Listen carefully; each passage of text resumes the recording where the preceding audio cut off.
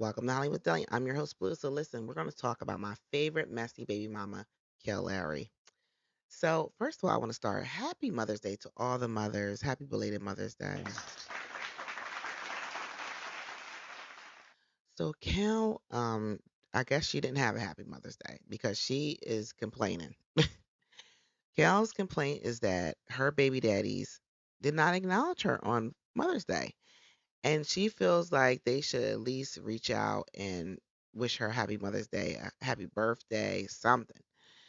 And let's listen to the clip before I really get into my commentary of Kail complaining about her baby daddies.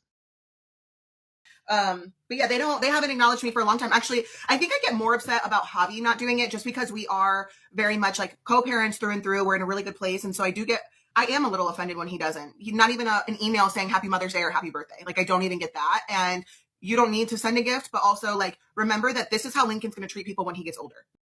And no, no, no, no, no, we're not going there. Kail, first of all, you have terrorized that man. You have snitched on that man when he was cheating on the current girlfriend. I forget what her name is. It doesn't matter. And you told her that he was trying to sleep with you, and you made it so that when they reconcile, she doesn't feel comfortable probably with him being around you, and so he eliminates all contact because now he really wants to, sever that relationship and have a relationship with the mother of his child, free of you and your drama. And when you say this is how your son's going to treat people, now it's not all his fault. It's also you. How he's going to treat people is a reflection of you and the father. And you guys have not treated each other very well because you are very immature for your ages. You guys are pushing 30 and still very immature and have not conquered how to co parent without being messy.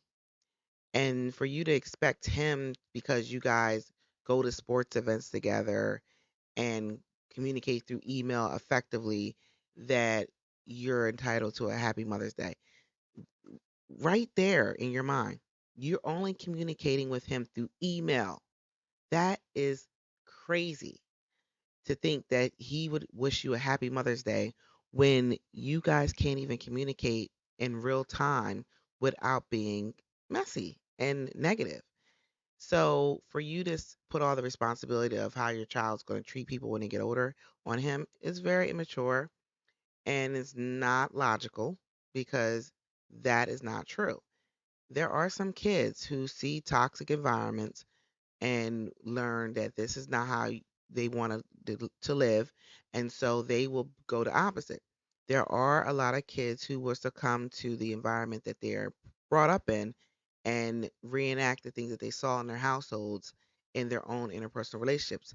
They're more of that's more likely to happen, but there is a smaller percentage that will not, that will see how their parents interact with each other and will come to a conclusion in their mind that, look, I don't want my kids to grow up in this toxicity, so I'm not going to treat my spouse or the father or the mother of my child this way.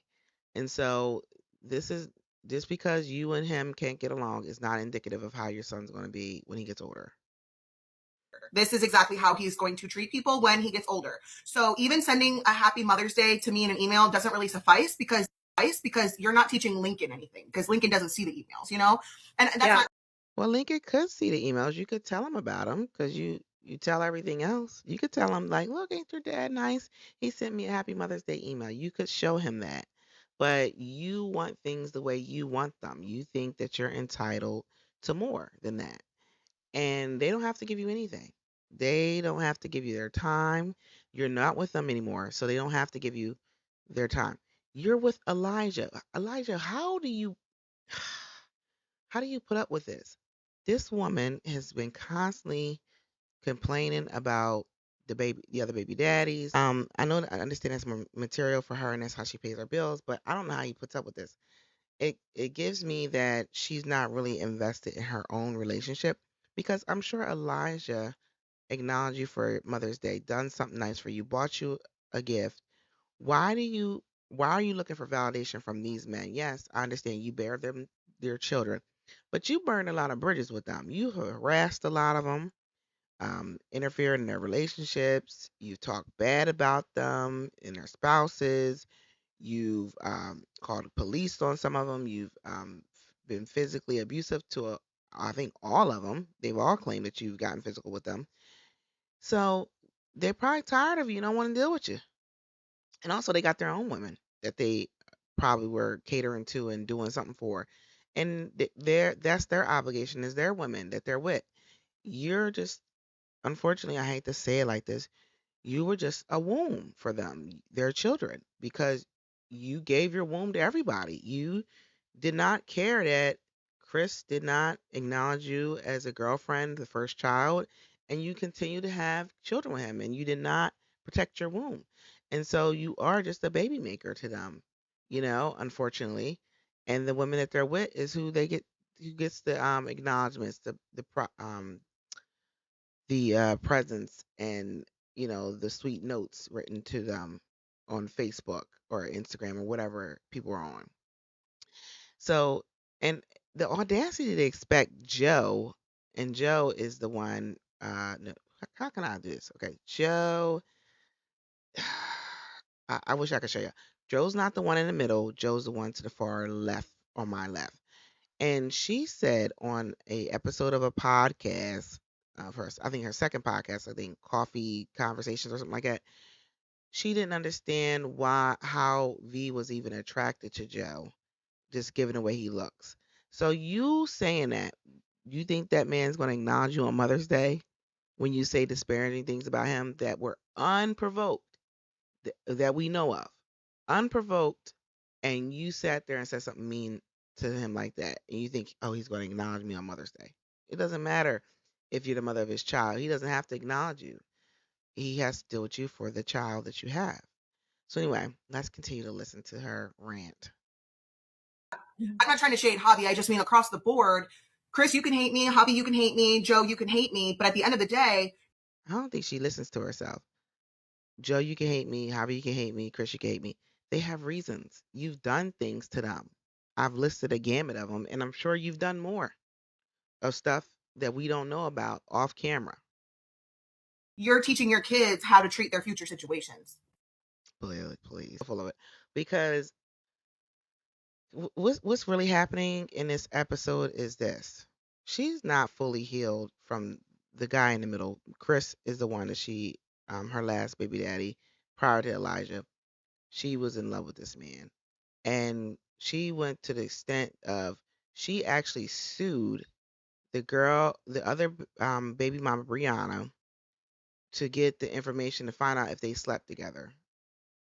And mind you, this woman, I'm pretty sure she was dealing with Elijah at the time too, or pursuing something else with somebody else, because she can't be alone.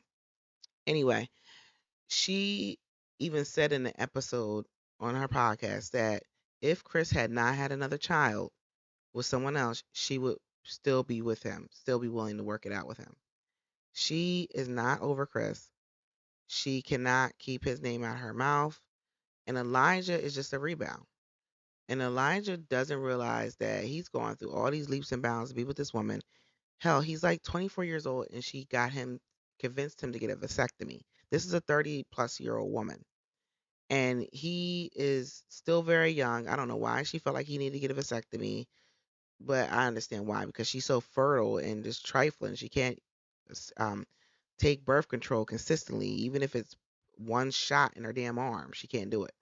So anyway, she's not happy with her life with Elijah. She's not, because I'm sure Elijah acknowledged her on Mother's Day, bought her a gift, wined and dined her with the best of his funds ability, and that wasn't good enough. She is not satisfied with Elijah. She wants Chris, and she I think she has also has a lot of regret. I believe she regrets all those relationships that she listed with the baby fathers. She pretty much helped destroy them. And she burned them motherfuckers down because the way she treated them men, and I'm not saying that they were all innocent and they were super, super nice to her. Joe was mean to her, but they was young teens or whatever. But she was hell on wheels. And then when Joe got V, his wife, she gave her a hard time and she was just being a nuisance to everybody. And then when Javi got his lady, she was being mean to her. And now Chris, I don't know if Chris got a lady or not, but I know he had another baby, and that just sent her over the edge. And I just think that she needs to go to therapy. She really needs to go to therapy and try to forgive herself and try to make amends with these relationships. Not saying that these guys will forgive her, but at least she could try to make amends because this talking on the podcast and criticizing them is just not getting it. Anyway, make sure you like, subscribe, make sure you leave 5-star rating, and y'all have a good night.